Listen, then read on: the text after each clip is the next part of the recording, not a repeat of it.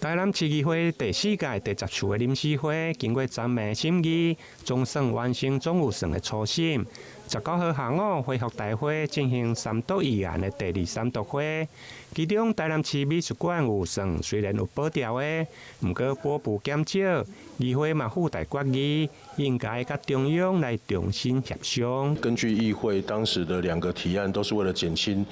市府的財政負擔，並沒有直接明確的講說我們授權或者是我們同意台南市政府可以用最大程度叫做無償撥用這個限度。當初偌正要起的時候，我這10幾億儂也無吹過，倒塌，這手等於都倒了啦。所以莫講啦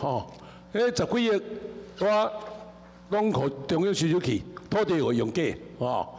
這點我拜託市長令中到錢頂個散啊！台南市美術館中央補助8億，地方配合款開了11.24億，現在要改為國家美術館。議員認為，因為地方甲中央是共黨執政，建議市長愛甲中央來溝通協調，爭取閣較濟補貼。我的專業來講，甲中央歡迎而且力爭啦。要保持無償撥用，亦或者是說他要收權利金的這個部分，那也給他們一個時間去協商，在跟文化部在協商了之後的版本，要經過我們市議會的這個確認。謝謝，我會拿回來議會了，議會正式通過。會中雖然議會同意協商的底線，不過協商的結果，議長最後嘛採決，相辦在明年定期會進行，再來報告協商的結果。台南新聞林英根、楊順懷採訪報道。